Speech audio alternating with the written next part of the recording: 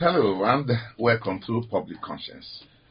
The program draws attention to issues of good governance, citizens' participation, and corruption. The program is brought by the Progressive Impact Organization for Community Development, PRIMORG, in partnership with the MacArthur Foundation. I'm Okiri Agbonsuremi, and I have the one I call Dr. Ada. Ada will be here with me to present the program. Thank you for joining us. The spelling of PRIMORG is PRIMORG. On Public Conscience, we seek to increase the level of accountability in governance and promote citizens' active participation and involvement to hold leaders accountable. We raise issues of national importance to increase your consciousness as a citizen. In today's program, the focus is on the concerns of shrinking civic space in Nigeria and how it affects the deepening of democracy and overall development of the citizenry. As Nigeria marks 26 years of uninterrupted democracy in a couple of hours, we will be finding out whether or not Nigeria's civic space is shrinking. Now I'll give you the background. Yes, that will be, even as the politicians are in a hurry to reach 2027 for another round of elections. How have the citizens fared in the last 2 years in expressing themselves on issues of governance and development?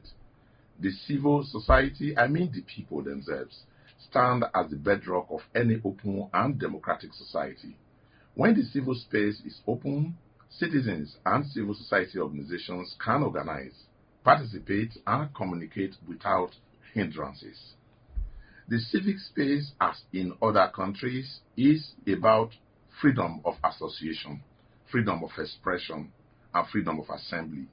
Unfortunately, between May 2023 and now, there have been records of attacks on different segments of the civil society, from attacks on protests and protesters to the arrest of journalists through the invasion of some offices of civil society groups, particularly the one we can remember quickly, SERAP. The last 2 years have witnessed some level of intolerance and criticisms from the government. Citizens who volunteer to be whistleblowers face backlash. There were attacks on labor union leaders and harassment of human rights advocates. All these are believed to make the civic space in the country unbearable and discouraging citizens from participation. Indeed, it discourages citizens. Meanwhile, the federal government continues to affirm its commitment to a free civic space, having pledged to safeguard the rights and safety of journalists in Nigeria. Recently, Sunday Dare, who is a special advisor on media and public communication to President Bola Tinubu, gave the assurance recently in an interview with Newsman. And we will leave it to you, as it were, to draw your conclusion. And in the course of the program, we'll get more details from our guests, and you will be able to see if the outcry of the strictest civic space is blown out of proportion or a reality, and a concern that needs urgent attention. For you out there, what's your take on the freedom of civic space in Nigeria? Do you feel free protesting government policies and programs you don't like? Do you even participate? And why are you not participating? Do you fear arrest by security operatives for assembling and protesting? How do you think the striking civic space affect Nigeria's democracy and development?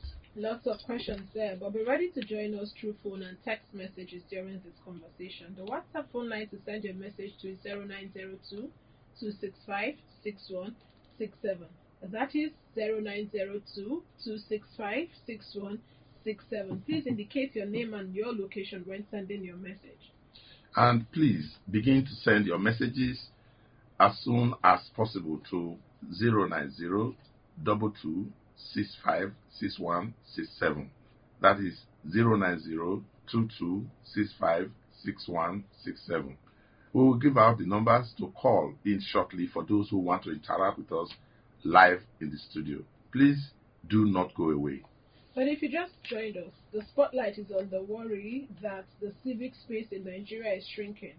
There is worry that citizens, civil society groups, labor unions, the media, and students appear not encouraged to participate through protests and other lawful activities because of intolerance from the government.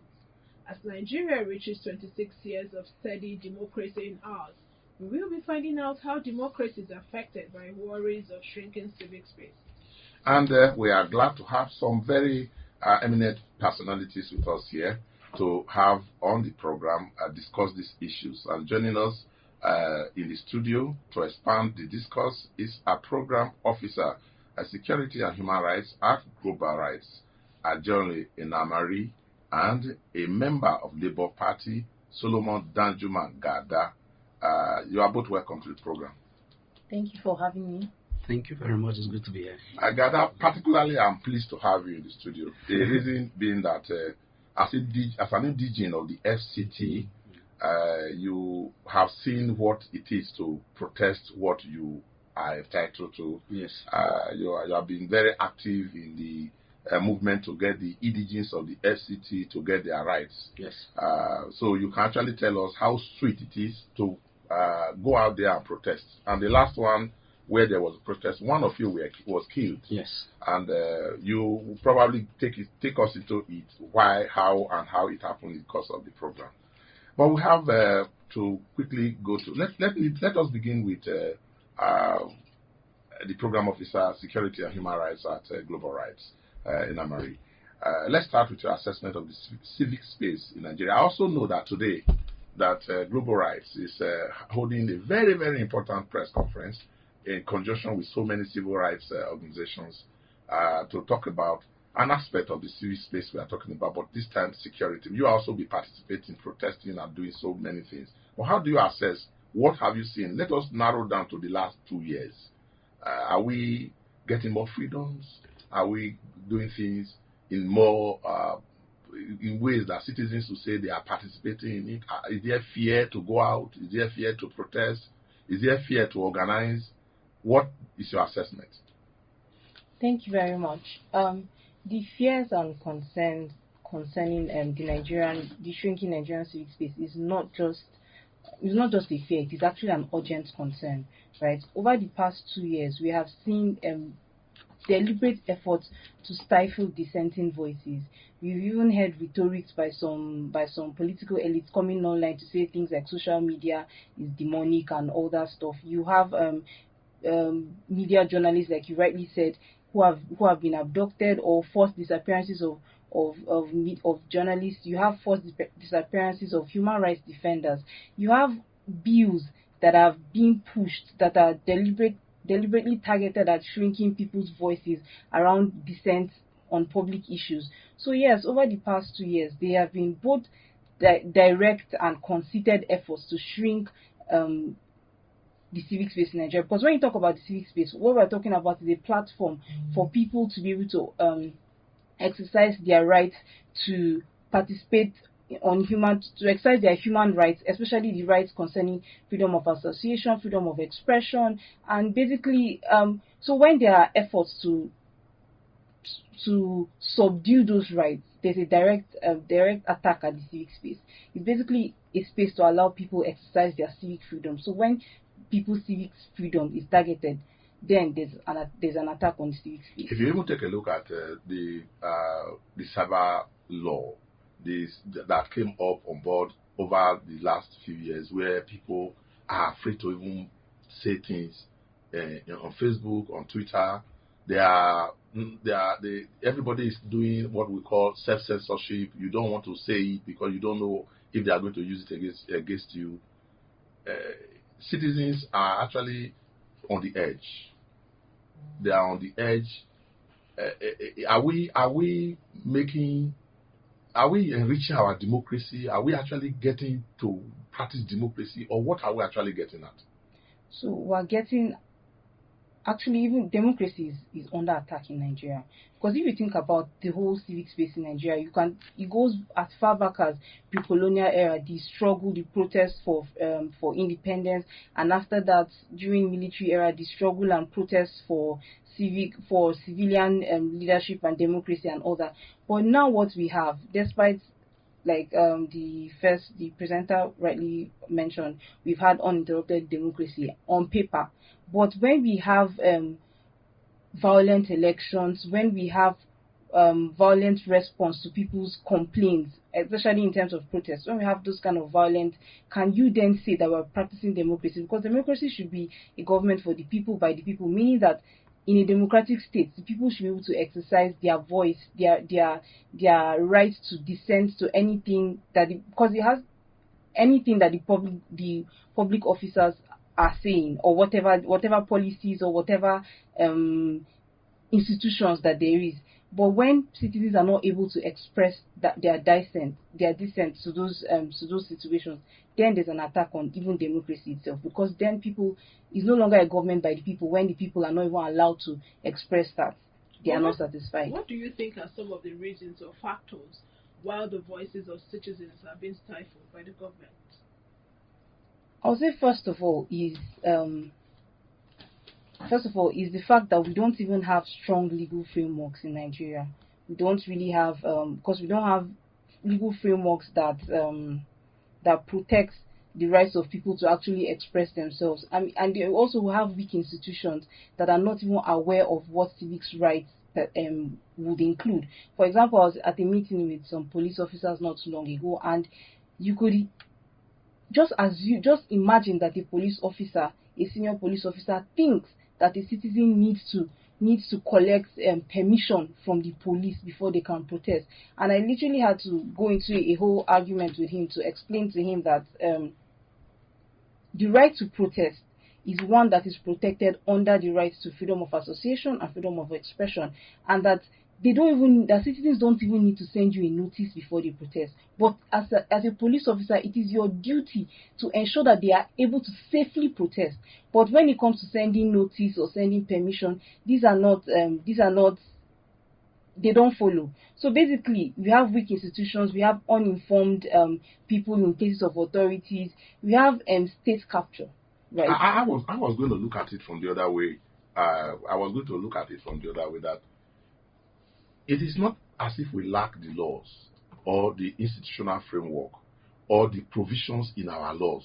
It is partly what you said just now, that some people are deliberately either refusing or they are not knowledgeable about it, and that even citizens themselves are not exercising those rights that they have, and that we chicken out at the very first noise that is made, and we just give up and say they didn't allow to. That the citizens are not strong, they are docile, they are not strong enough to come out and say this is our right, because no right is given to anybody.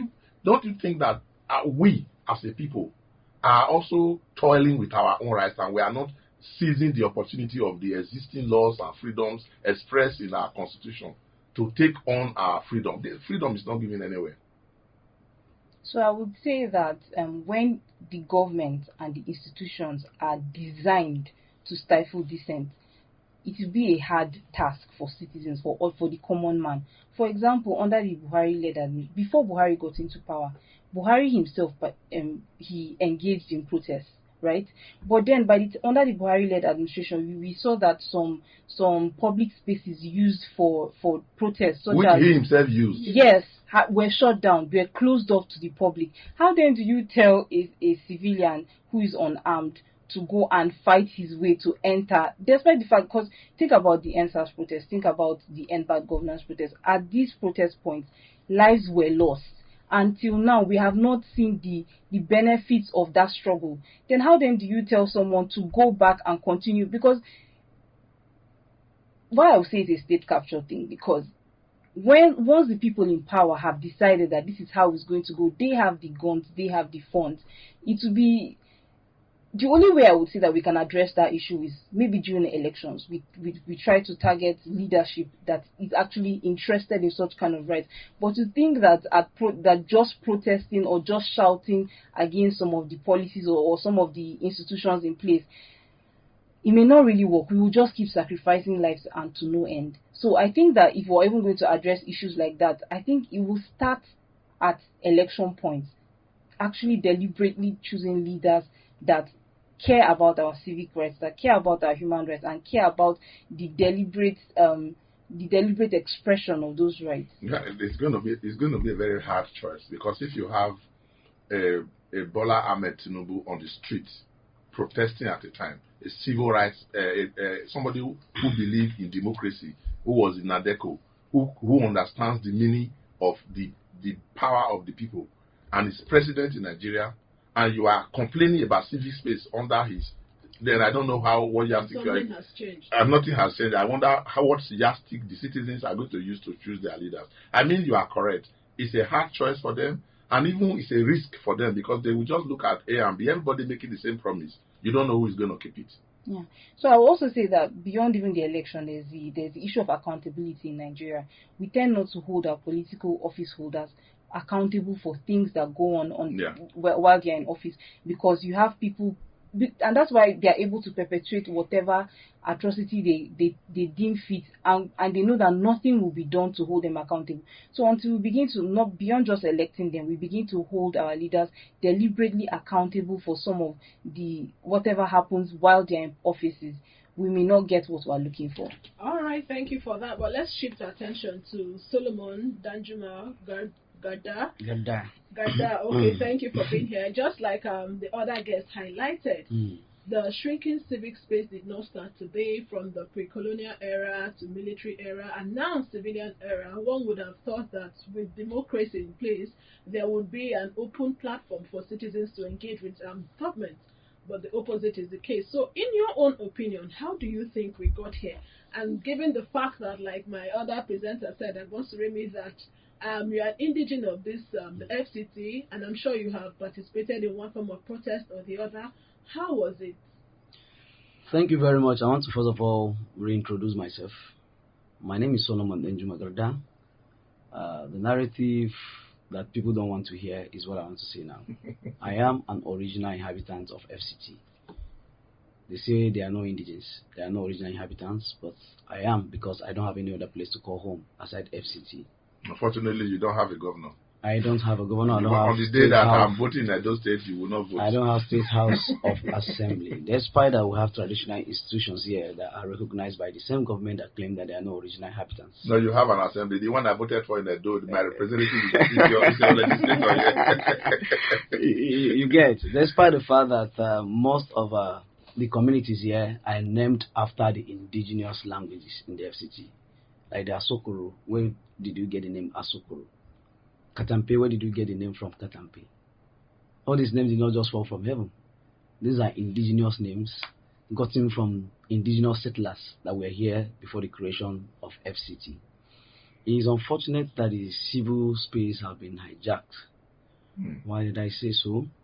I wouldn't want to go far, but I just want to talk in the confine of the FCT where I find myself. I'm not speaking here today as a politician. Otherwise, they'll say, although you are one. Yeah, I am one. So that I will not be thinking that I'm speaking from the angle of an opposition.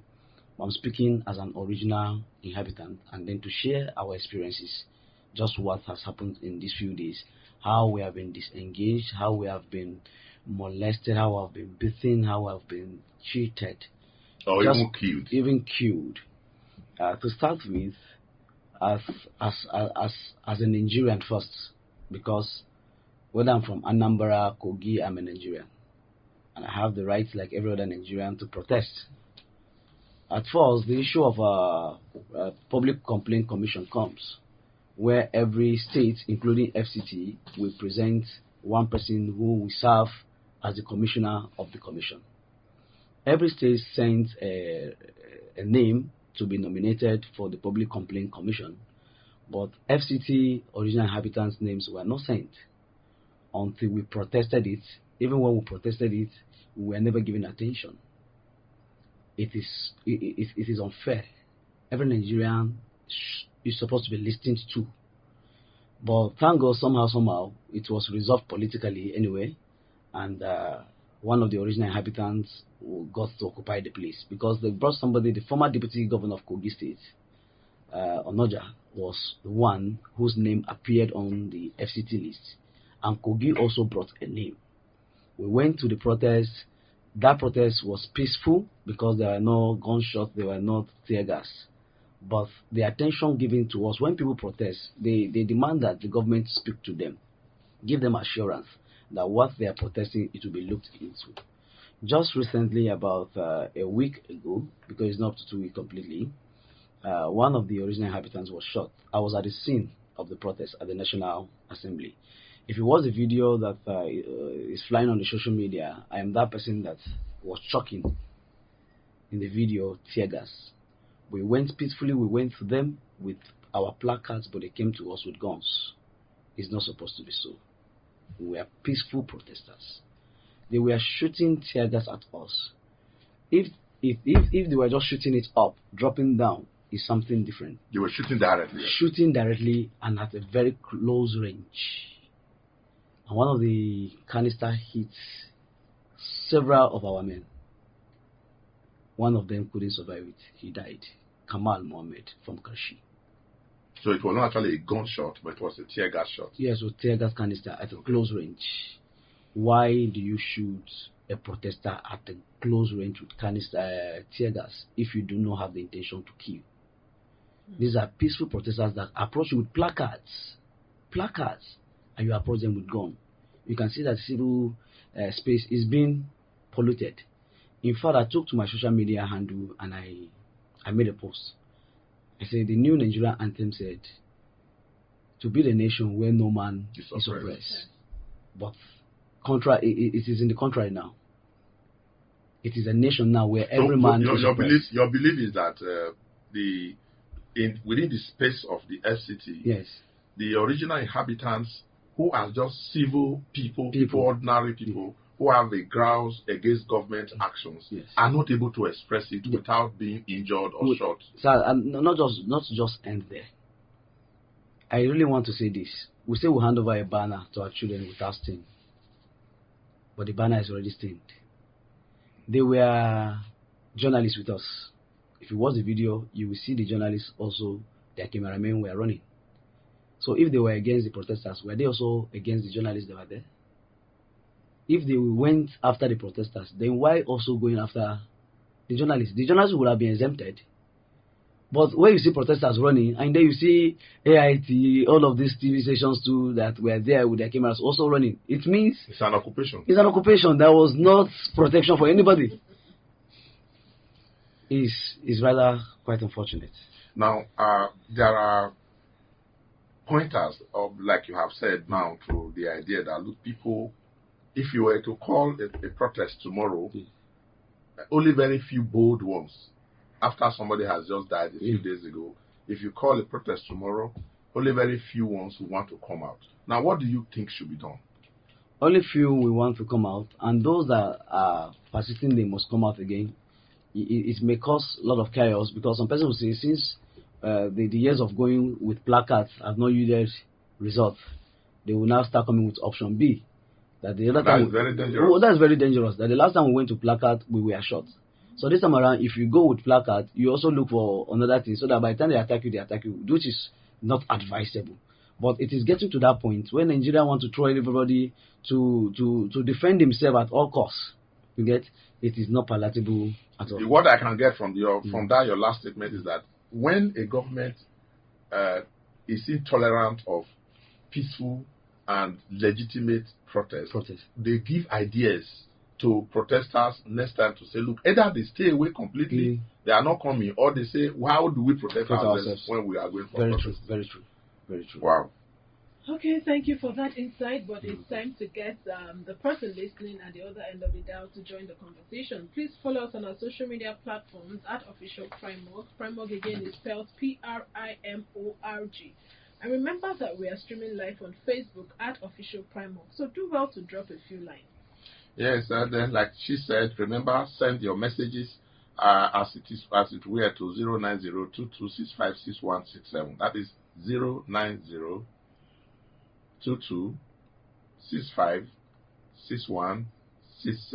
We can still take your messages as the plan is going on. But let me ask, what is your contribution to the conversation you have heard? You are a Nigerian. You probably have one reason or the other to think that you need to participate, either the elections, like our guest, one of our guests said, even to go out for elections. Our recent experience, there were some violence. Some people say they don't want to go out. Now we are saying we must go out and do our elections. It is our right to do. you want to protest, we are saying that it is your right to protest because it's part of the freedom granted you by the Constitution, freedom of association, freedom to go out and talk, express yourself.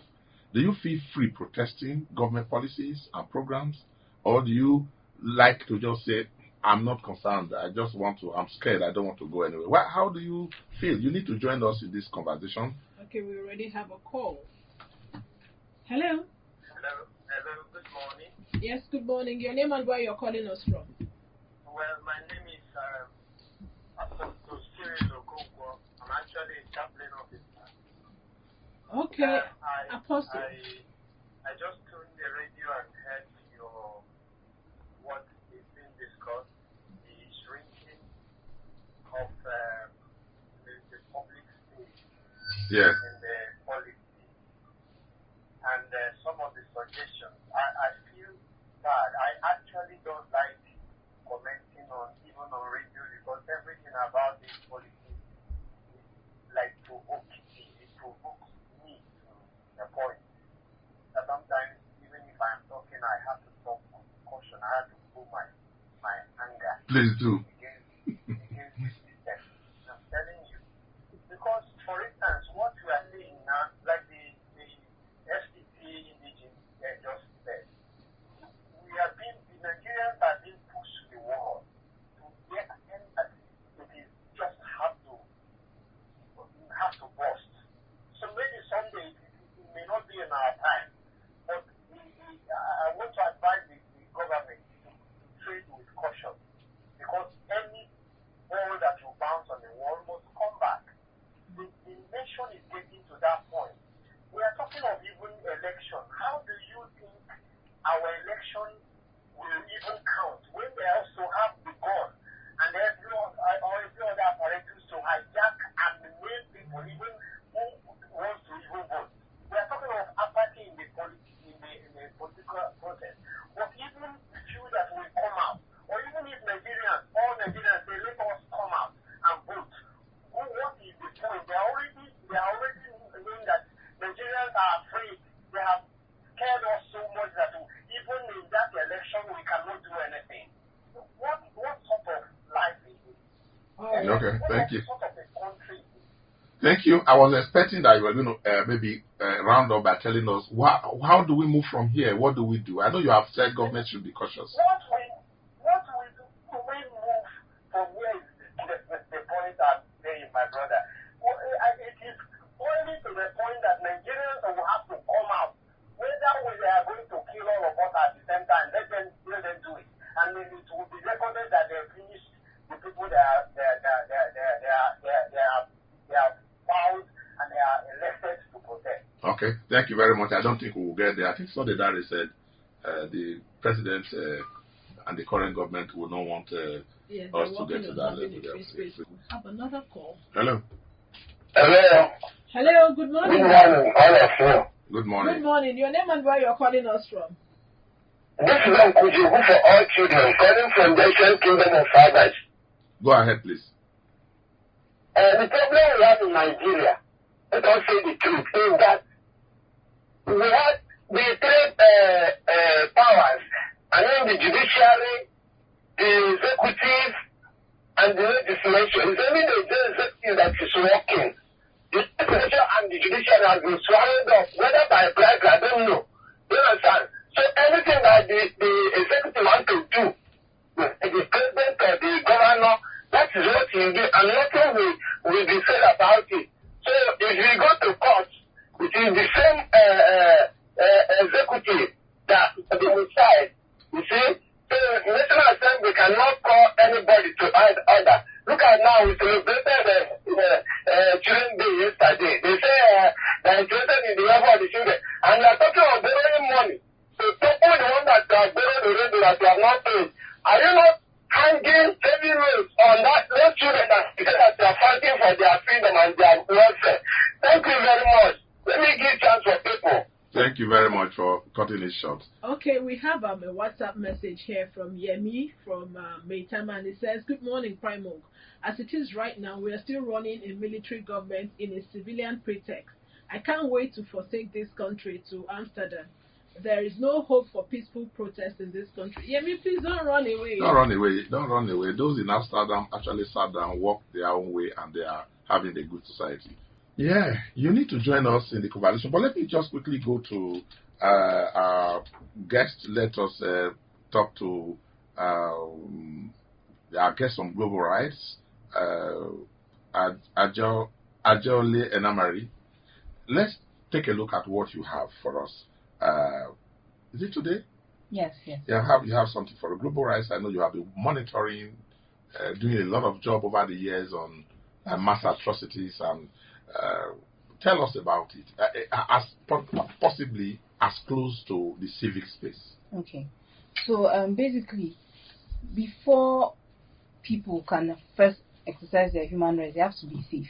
So they have to be alive. Yes, you have to be alive. You have to be safe. You have to be. Your welfare has to be considered before you even start to talk about your other human rights, such as the right to expression and freedom of association.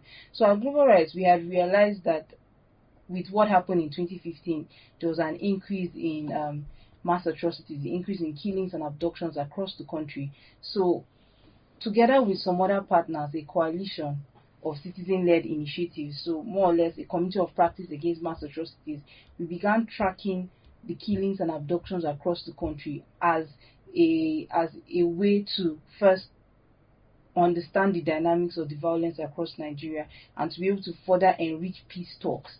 So every year, after we did the whole tracking, we realized that increasingly Nigerians were becoming desensitized to the violence, desensitized to the killings, and people became more like numbers. Today, 69 people killed, and we moved on. So we decided that every May 28th, we will come together to take stock of the state of our security the year before, the number of people that were killed, those that were abducted, and to dive deep into our shared humanity, that these people that have been killed are not just numbers, but they are people, their fathers, their mothers, their people's children.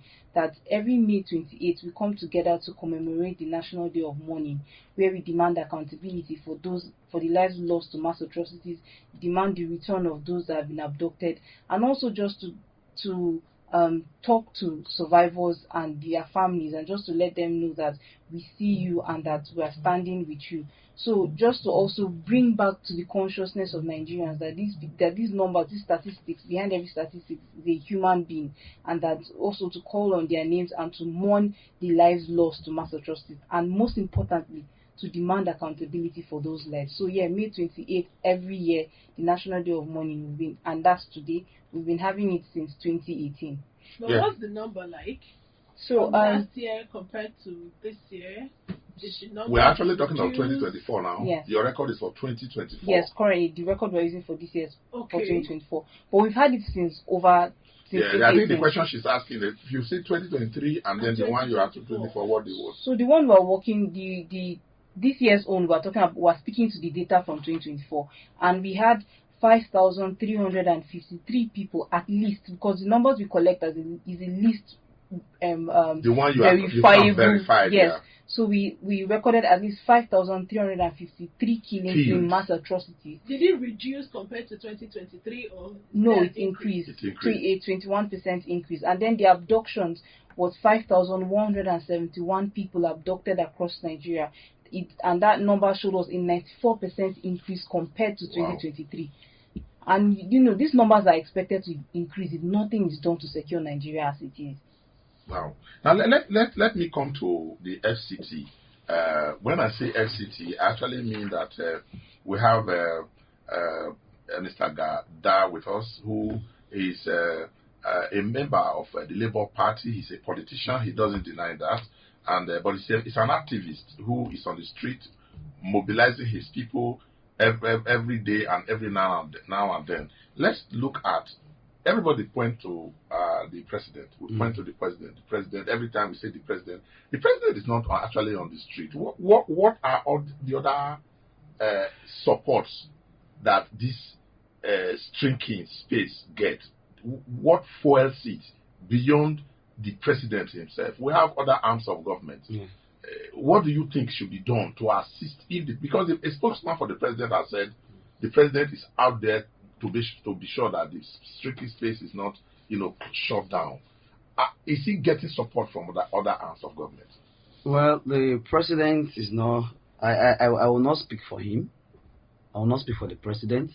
I only want to speak based on assumptions at this point now, because the politics, which I am one, there are a lot of some compromises that people do, and interests too also differs. You may have the service chiefs working, even though president is the commander-in-chief. Yeah. But if there are certain interests from some persons they feel they are more loyal to, maybe political godfathers, political godsons, you see a lot of sabotage. Now, when president has given instruction, this should be taken out, and then another thing will fall in place. I just made mention where one of us was killed. Yes. The president did not give that order that person should be killed. But all of us are crying that what? The government has killed one of us. And when we talk about government, we look at the head, controlled by President Bola Ahmed Tinubu. But he was not at the scene. The person in charge, maybe the DPO or whatever, that was the one at the ground of that protest, was the one that giving the instruction. And this got lack of professionalism. But Dada, you see, when the president was not there, yes, and it happened, yes, and the president gets to know that something has happened, what did he do? He did not do anything. So because the ordinary person on the street, I'm not talking about the most intelligent person now. I'm talking about ordinary person on the street to say, what did the president do? The president did not prosecute the person who, most excuse they give is that they say accidental discharge whenever they are taking their acts of unprofessionalism where they kill civilians. But we've seen cases where people kill civilians and they go scot-free, just to add up to what you say. Yeah. So when we have leaders, especially our executive arm of government, and a lot of things are going bad, they are frowning, they are not really frowning at it. It will continue to happen. So even though I have said at first instance that the president may be the president, but there are other people that should also support him to do so. The commissioner of police is there in the FCT. All of this killing, it was in the internet, and I'm sure it was also reported. Even at the scene where people were tear gas, it was unprofessional for you to just tear gas peaceful protesters. So to just say, the president being the head and commander-in-chief also have to really sit up to all of these things and ensure that people who he has vested with responsibility to take care of some sectors, some ministries are doing their job, so that there be checks.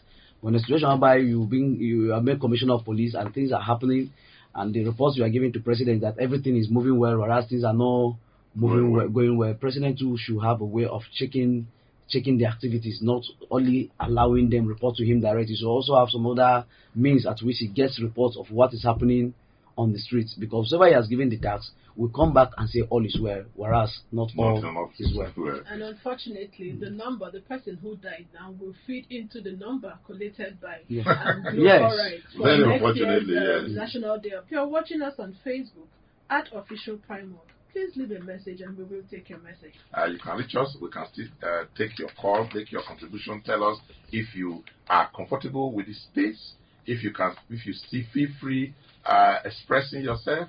If you have access to your legislators, your representatives, if the doors are open or they are shut, you can talk to us. Can you protest? Do you have things in mind that you want to do that you cannot do because you are afraid?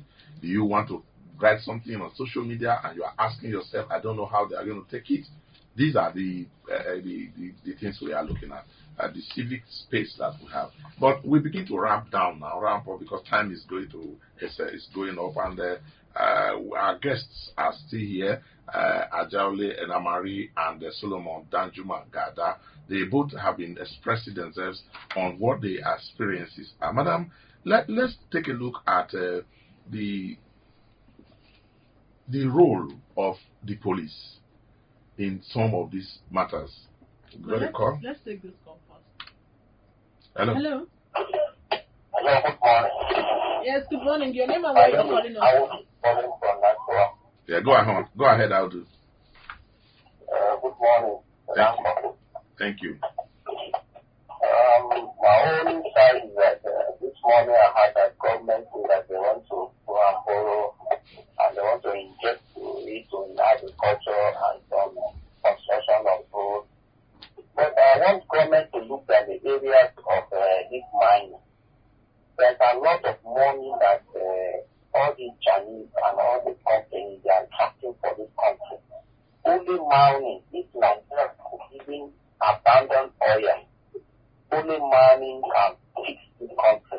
All right. I was just hello, Aldo, we're just looking at we are looking at the civic space, the idea of the economy, mining, whether they are borrowing money.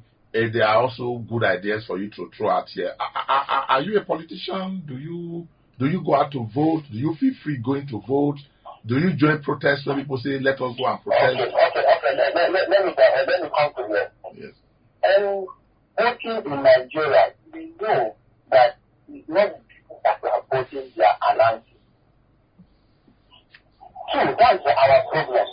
Is that why some people don't like to go and vote? Yes. It's not like a man go to farm and labor the whole year and nothing come out of it. And if he go to the next year again, labor, nothing come out of it. If a man is supposed to change the way of farming to business. So in Nigeria, it's not that we are not going out. This last election, I am telling you, some people have accidents. Some people die because of going back to where they did their PVC to go and vote. But as they vote, what come out of it? The Nigerian government give us things instead of them to make us rejoice. So before you know, they take the case to court. Before the court will do their own, and the man that has the ground will win the case, and the man the government is by his side will win the case. And we are common people in the grassroots. We have not a faith. Okay. This thing is that we are the one that's blocking us not to vote. If a citizen is not voting, I think that is the idea that the government, the channel, and the system they are using. All right, thank you. That's what makes us not to vote. Thank you very much, Aldo. If they can go to the other, they can do like other clients or other world, the way they do their own system. Yes. There's no corruption in it. All right, thank you. Thank you you very much. Thank you very much, Aldo, for joining us. We really pressed for time now, and we just need to take the last comments from our guests to be able to go. I was actually asking about how do we get the police to follow the rules. Okay, so I'm going to say, first of all, under Section 14. As your roundup, yes, under Section 14(2)(b) of the Constitution, the security and welfare is the duty of the government, and the President himself is the Chief Security Officer of Nigeria. So, as a Chief Security Officer, if your agents, if those under you, your subordinates, are not acting right, you either hold them accountable or you change strategies as where it is fit.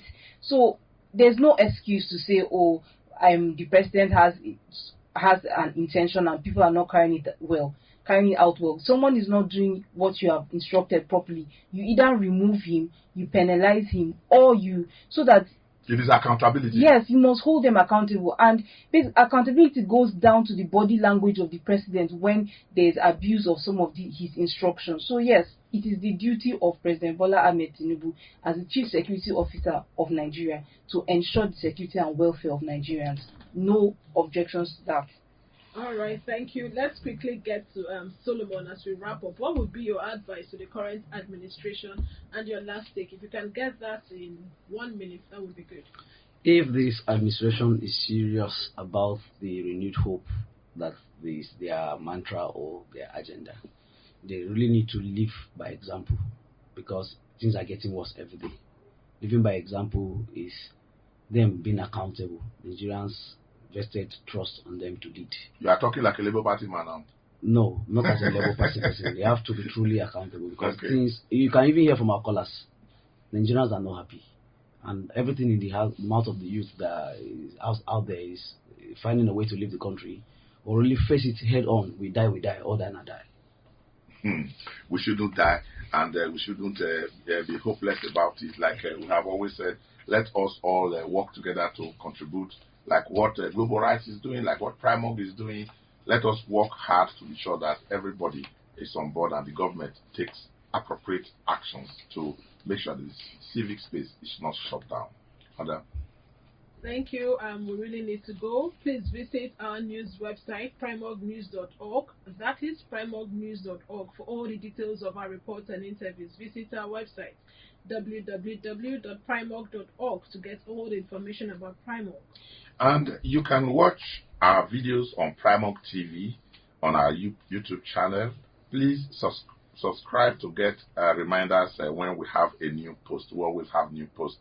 We appreciate our guests, program officer, security and human rights at Global Rights, Ajole Enamari, and a member of the Labour Party, Solomon Danjuma Gada. Thank you so much for being part of our program today. Thank you. Public Conscience has the support of the John D. and Catherine T. MacArthur Foundation, committed to building a more just, verdant, and peaceful world. Get more information about the foundation on its website, macfound.org. Join us again here when we have another episode of Public Conscience, and remember to follow us on Facebook, X, formerly Twitter, @OfficialPrimorg. I am Adelbi Obiabumo. And just before we go, remember that birth registration and certificates are free if your child is under 18 years. Help stop the corruption in birth registration all over the place, and do not pay for birth certificates. Also, remember that you can get us, PRIMORG, information or hints about corruption acts through our phone number 09022656167 or info@primorg.org. I am Okwiri Agbonsoremi. Please stay blessed and stay out of trouble.